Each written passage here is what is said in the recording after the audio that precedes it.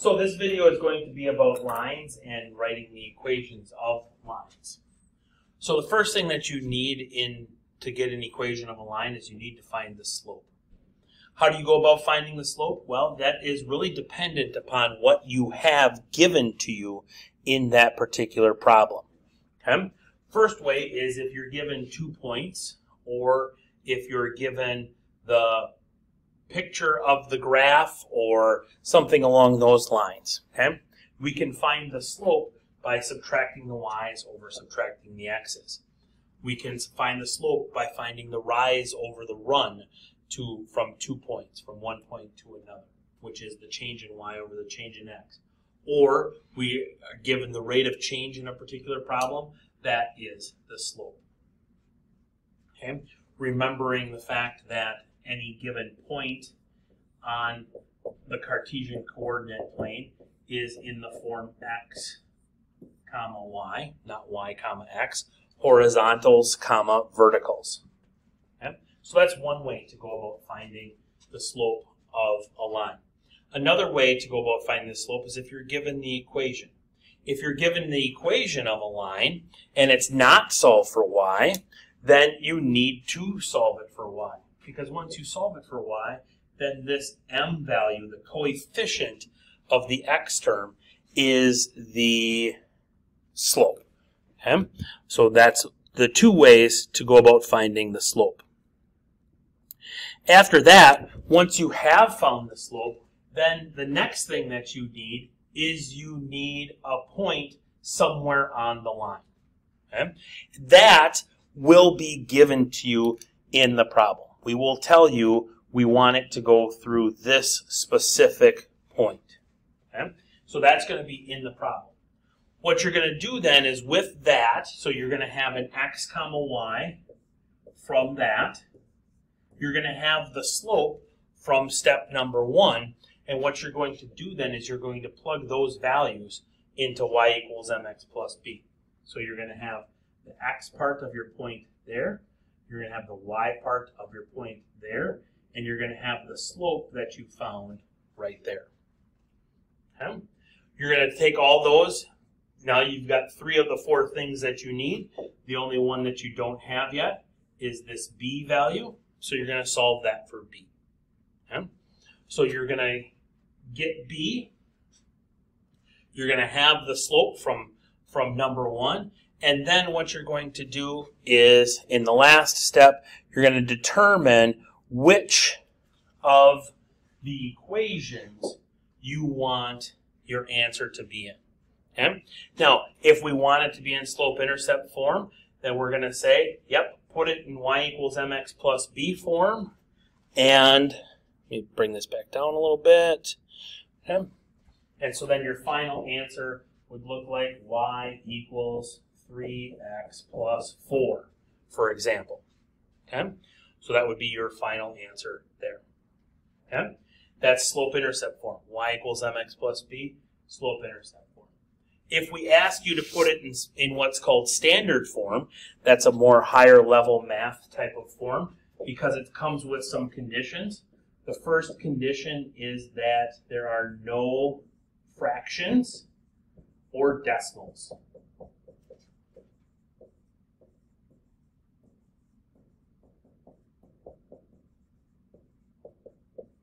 So that's the first condition. So if you have a fraction in your problem, it is not in standard form. If you have 2.8 in your problem, not in standard form. So that's the first one. The second condition is typically A is positive. Okay? Now, we are a little lax on the A being positive portion in this class, but typically as you go further and further along in math, they would want that A value to be positive. Okay? But the kicker on that one, or the things to remember on that one, is x and y are on the same side. Okay? So x and y are on the same side, and that there are no fractions or decimals. Those are the 2 big ones that you need to remember for standard form. So an answer like that, same line as the one before, would be 3x minus y is equal to -4. Okay? Or we would also accept negative 3x. Ooh, that's a bad x.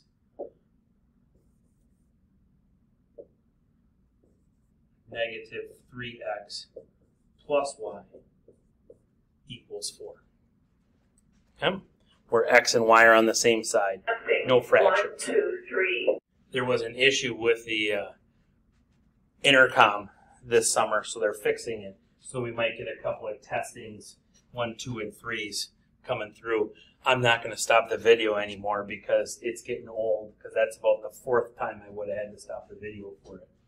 So there's that. So that's how we find the equation of a line. Now, there are a couple of special cases to go along with lines. The first two special cases are horizontal lines and vertical lines. Horizontal lines have a slope that is equal to 0. Okay? So they are horizontal, meaning they're flat. Okay? All left, all right, no up, no down. Okay? So that's a horizontal line. A vertical line has a slope that is undefined. If we think about the rise over the run, okay, it's a vertical line, so it's got all of the rise and no run. So we can't divide by 0. So therefore, that's why it's undefined. 1, 2, 3. One way to go about remembering horizontal and vertical lines is Hoy and Vox. Okay? Horizontal lines, that's the H, horizontal lines have 0 slopes and their y equals. Vertical lines, oops, I put Vox, not Vux. It should be Vux. Okay? Vertical lines have undefined slopes and are x equals. 1. Okay? So Hoy and Vux there. The other pair of special case lines are parallel and perpendicular lines. Parallel lines have the same slopes, so it would be like A equals A. Okay? They're equal. They're exactly the same. Okay? And those never intersect. That's why they're parallel. They have different y-intercepts, but they have the same slope, so they rise. Their rates of change are the same. Okay? The other one is called perpendicular lines. Parallel lines, by the way, the symbol for parallel is 2 vertical lines that kind of look like train tracks, a little bit section of train tracks. Perpendicular lines, that's the symbol for a perpendicular line, an upside down capital T. Perpendicular lines intersect at a 90-degree angle, and they have opposite reciprocal slopes, which means that if the slope of one line is A over B, then the perpendicular slope would be negative B over A. Okay? Opposite, meaning one is positive, one is negative. Reciprocal, meaning one is flipped over and the other one is not. Let's put these into work here now.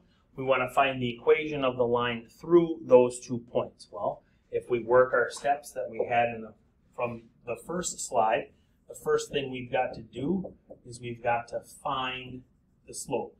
So since we're given 2 points, we're going to take the y components, negative 5 minus positive 9. We're going to put those on top, and we're going to put the negative 3 minus 4 on the bottom. And we're going to do that math. Negative 5 minus 9 is negative 14. Negative 3 minus 4 is negative 7. And negative 14 divided by negative 7 is 2, positive 2. So that is now my slope, 2. Okay. Then I need a point. It can be either one of these points that we use, and we're going to plug those back into y equals mx plus b. Okay? So I'm going to choose the 4 and the 9. So then that would be my y part would be 9. My x part would be 4. And my slope is going to be 2.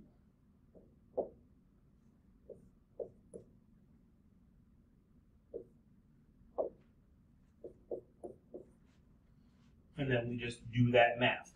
4 times 2 is 8.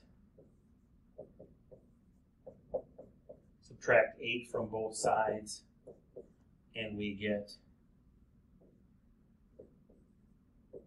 1 is b. So now I've got my b value.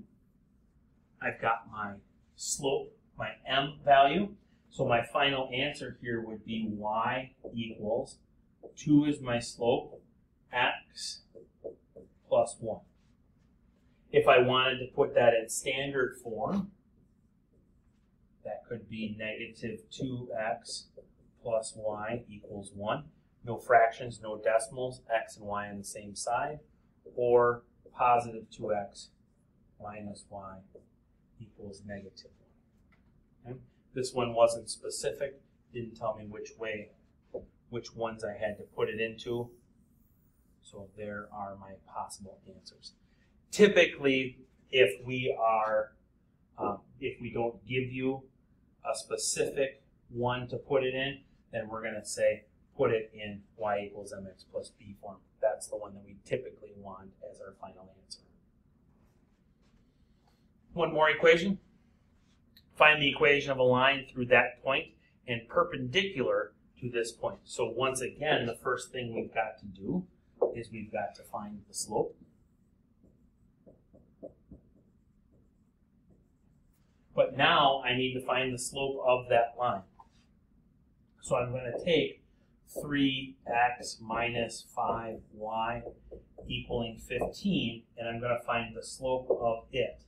So that means it's going to be negative 5y is negative 3x plus 15 if I subtract 3x from both sides. If I divide everything by negative 5, then I get positive 3/5 x minus 3. So the slope of this line is 3/5, but I want to be perpendicular to that line. So the slope that I am going to use needs to be opposite reciprocal. That's positive, so my new slope is going to be negative. 3/5 flipped over is 5/3. So that is going to be the slope that I use going forward. Step 2 said we needed a point. The point is going to be negative 2, 3. So then we plug that into y equals mx plus b. Y is 3. Slope is negative 5/3. X is negative 2. And we need b. So then that gives me 3 equals 10/3 plus b, which would be 10/3. Well, let's go with this. 3 is 9/3. Now I'm in a common denominator, and when I subtract 10/3 from both sides, that gives me negative 1/3 is b. So that would be my y-intercept. So then my final answer would be y equals negative 5/3 x minus 1/3.